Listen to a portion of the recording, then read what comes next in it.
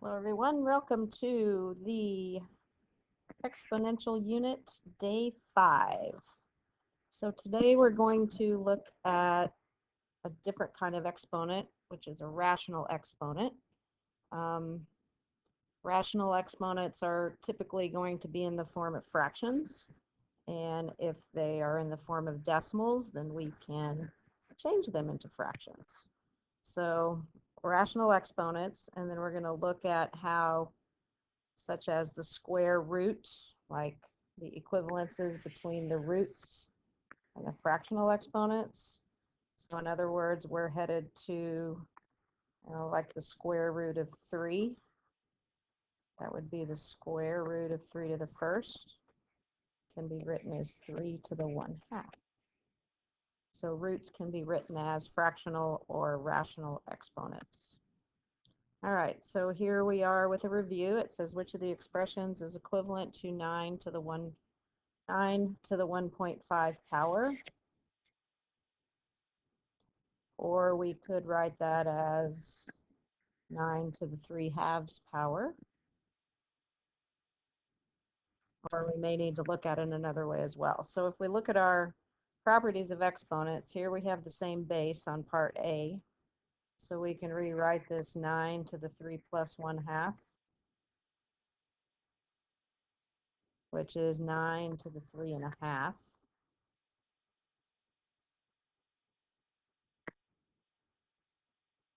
3 plus 1/2 is 3.5. Or if we change that mixed number, it's 3.5 or 9 to the 7/2. So that one is not equivalent to 9 to the 1.5. So for this one, if you remember, this is where we multiply our exponents.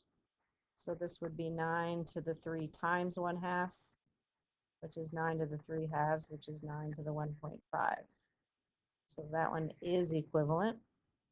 This is the same thing. I just reversed the 1/2 and the 3, so we're still multiplying.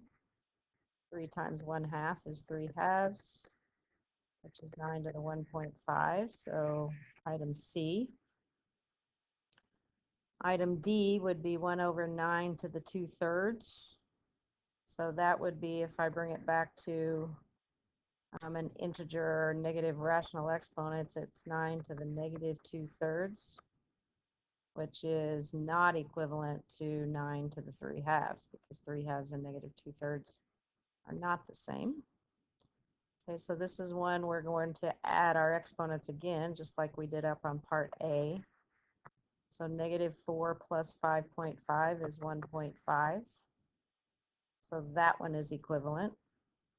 Now these two we have to think about a little bit differently. So I know I'm working with 9 to the 3/2. So let's change that back to 9 to the first times 9 to the 1/2. So then I have 9 times, and here we go with these rational exponents. 9 to the 1/2 is the same as the square root of 9. The square root of 9 is 3. So 9 times 3 is 27. So 9 to the 3/2 is equal to 27, which makes F out and G a good choice. So B, C, and G were the 3 that were equivalent. All right, so we're going to look at some exponential properties, and then we're going to start looking at our rational exponents properties as well. Okay, so we're going to fill in the boxes so that we can make the equation true. So for this one, I have the same base, and I'm multiplying. So I need to take 3 plus 2, and this is the 3 to the first. So 3 plus 2 is 5, plus 1 is 6. So that would be 3 to the 6th power. For this one, I have 4 to the first plus times 4 to the something times 4 squared, which is equal to 4 to the 7th. So I need 1 plus something plus 2, which equals 7. So my box has to be 4.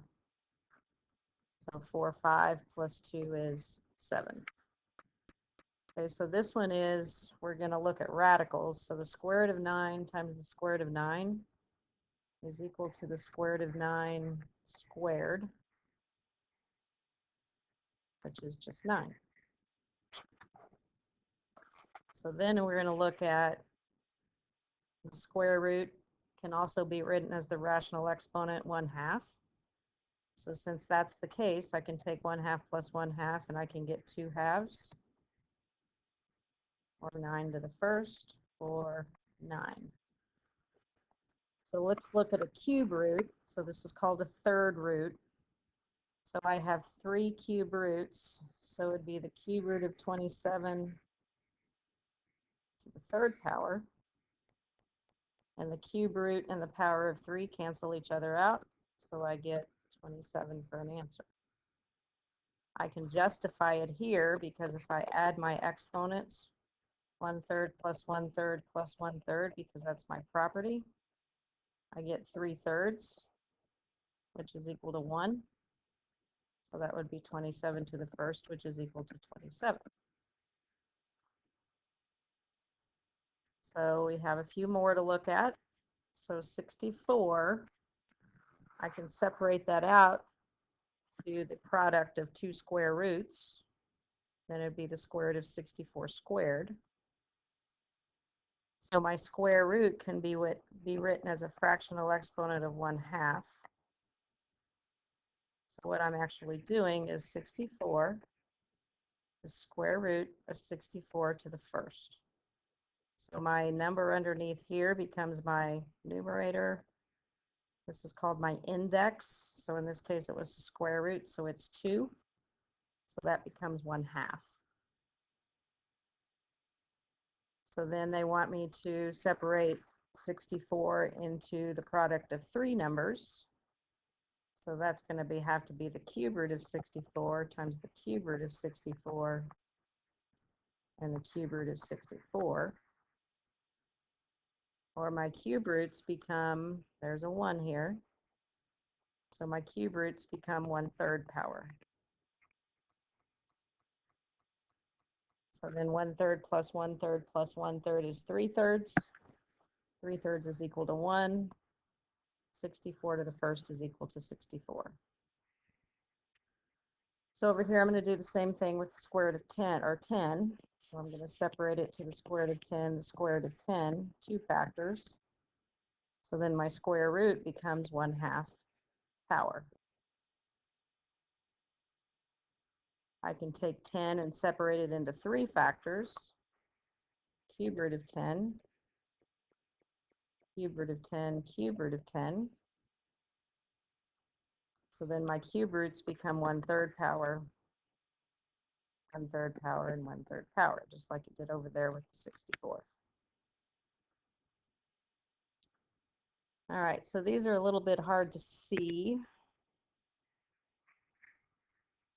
So I believe this is 10 to the 1/2.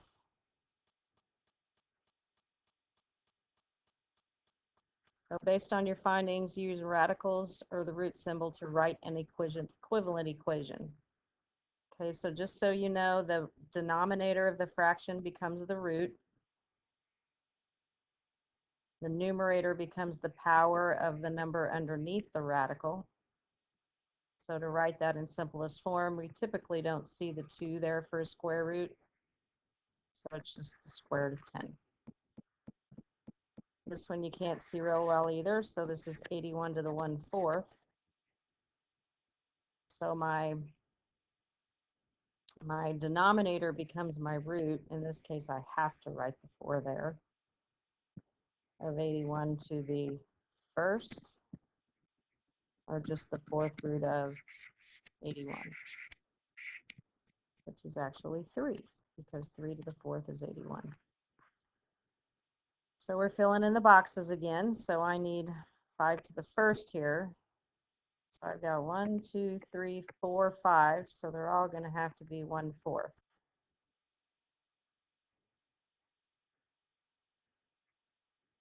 Because 1/4 added 4 times is 4/4. 4/4 is equal to 1. So here we're using an expression. We have a variable a, so that's a to the first. I've got 1, 2, 3, 4, 5, so they all have to be to the 1/5 power.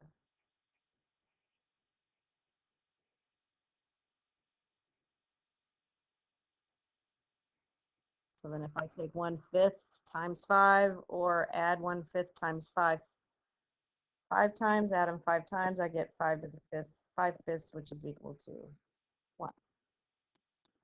Okay, so in our own words, I believe this is a to the n over m. So we're supposed to explain what this means. Okay, that's oh no, that's 1 over n, sorry. A to the 1 over n. So what that means, it's the nth root of a.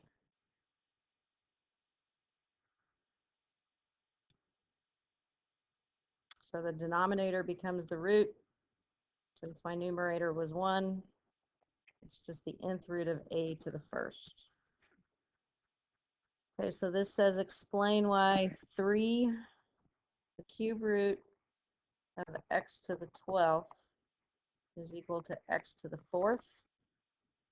Well, if I rewrite my radical as a denominator of 3, I've got x to the 12th,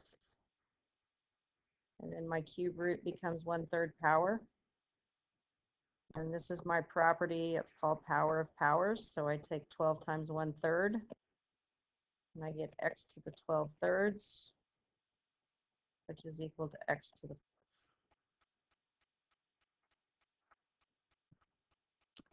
Just a few more. Evaluate the following, check with a calculator, look for the easiest way. Okay, so on this one, I have 8 to the 4 thirds. You can put that in your calculator. You know how to do an exponent. So when you use that little caret key, you can just do 4 divided by 3 for your fraction. But you don't really need your calculator because you can rewrite this the cube root of 8 to the 4th. The cube root of 8 is 2 because 2 to the 3rd is equal to 8. So I can get 2 to the 4th, which is 16. So I'll show you on the calculator if I can get it to open. Try this. Oh, I guess that's not my calculator. All right, so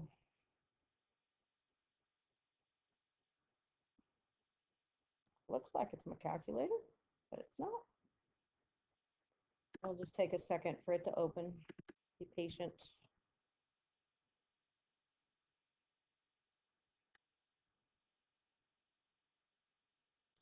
Well, it's not wanting to open. Oh, here we go.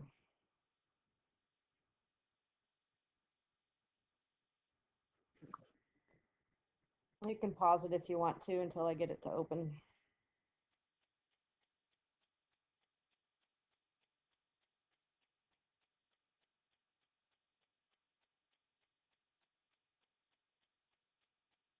Oh, it's being slow.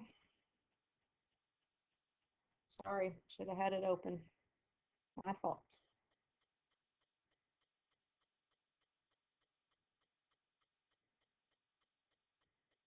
All right, so if we want to do 8 to the 4 thirds, we're going to type 8, little caret key.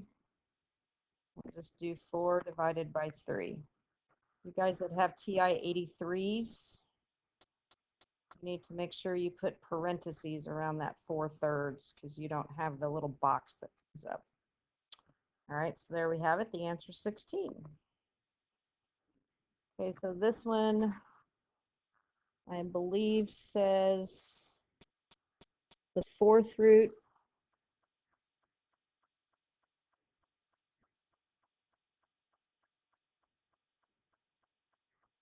Well, now I can't get this to right.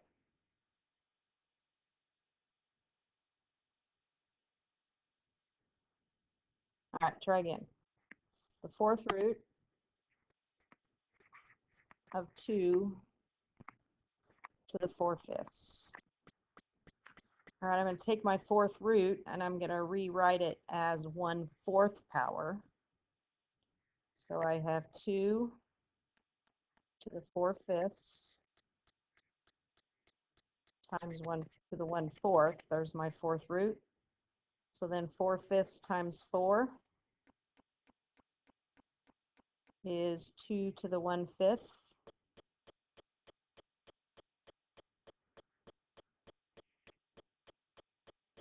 Or the fifth root of 2.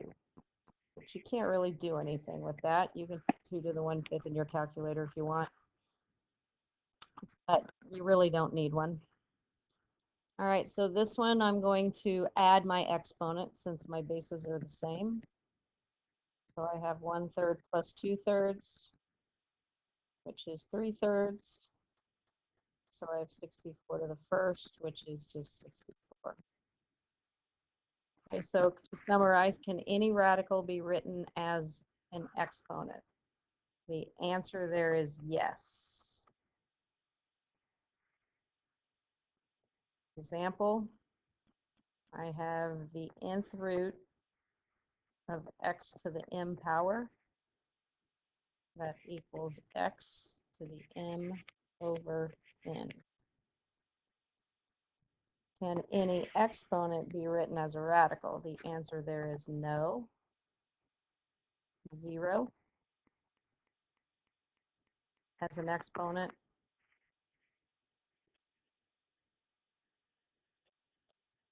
Or a negative number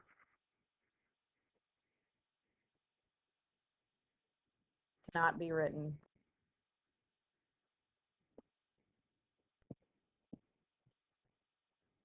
as a radical.